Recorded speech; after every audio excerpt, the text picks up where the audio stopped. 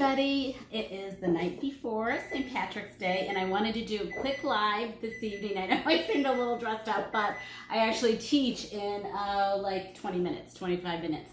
So I just wanted to come on really quickly and show you this recipe because I have been making my corned beef and cabbage this way for like 17 years now, ever since a friend of mine way back when showed me how to do this. And what I did today was I actually started by putting the corned beef in my crock pot and letting it get all nice and juicy and ready to go into the oven.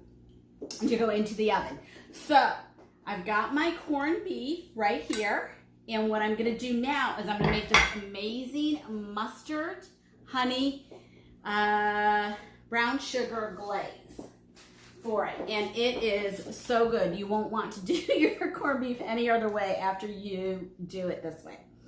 And tomorrow night I teach too, so I needed to have everything done tonight so that way we can enjoy this wonderful meal tomorrow. And I'll be doing the potatoes tomorrow. And the potatoes I usually just kind of roast them a little bit. So what you want to do is you want to put, I would say, depending on how much of the glaze you're making, probably about 2 tablespoons of coarse stone ground mustard. And that's what I just put in. I'm going to put in 1 more tablespoon. And then you also want to put in about, I would say, let me get my measuring because you know how much I measure everything. I'm going to put a little less than 1/3 of a cup of honey in here. Okay? And once I do that, I'm going to go ahead and put, I would say, about a tablespoon of brown sugar because, I mean, you're adding it to honey, so you don't need a whole lot more of sweet goodness. So put that in there, and we're going to mix that up really well. And then what we're going to do is we're going to place it on the fat side of the corned beef. So you want your fat side up, and you're just going to put this over it. Now you can line the bottom of your pan with foil if you want to, because you know whenever you use something that it has a sugar base, it is going to, of course, you know, burn on the bottom of the pan. Okay, so I've got that in, and I'm going to go ahead. I've got that done. I'm going to go ahead and put that in really quickly. And of course, I already had one cooking. So we're going to take this one out. I'm going to put this one over here so I can see it in a minute. And I'm going to put this one in. And in no time, I've got it on 425. So if you put it on 425 for about 10, maybe 15 minutes at the most, you'll be good and ready to go. And I'll go ahead and I'll put this recipe in the information as well. But the other thing I do with my cabbage, which is different, is you want to cut your cabbage, of course, and I slice it. I don't keep it in big leaves. I actually slice it into smaller leaves. And what I do is just slice it like this. I should have sharpened my knife a little before I did this. Cut this up into nice thin leaves.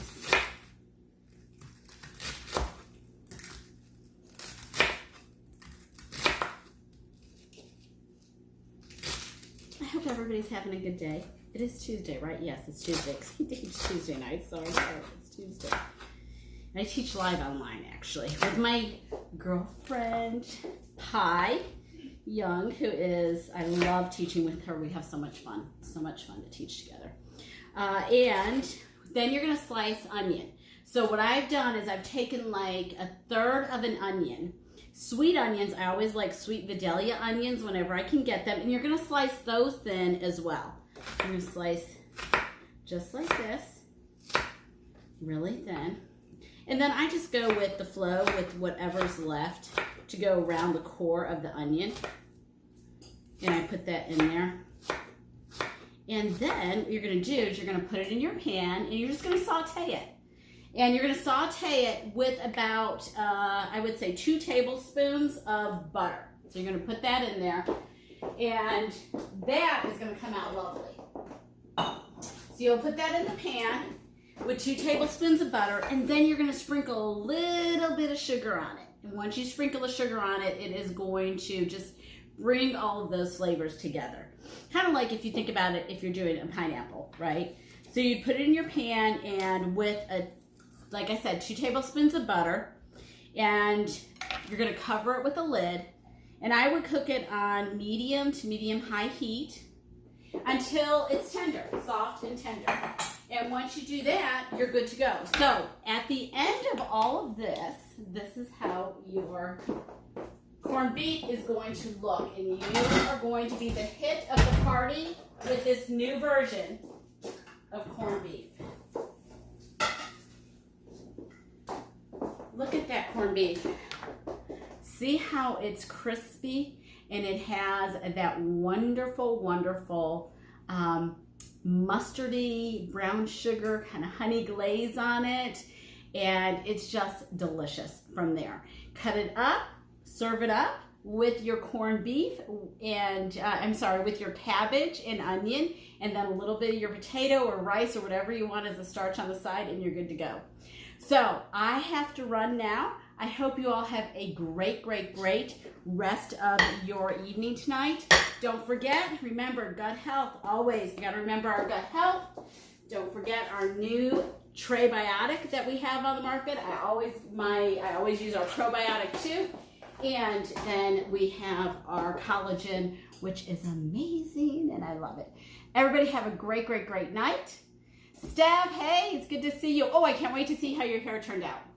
I'll talk to you all soon. Have a good one. Ciao.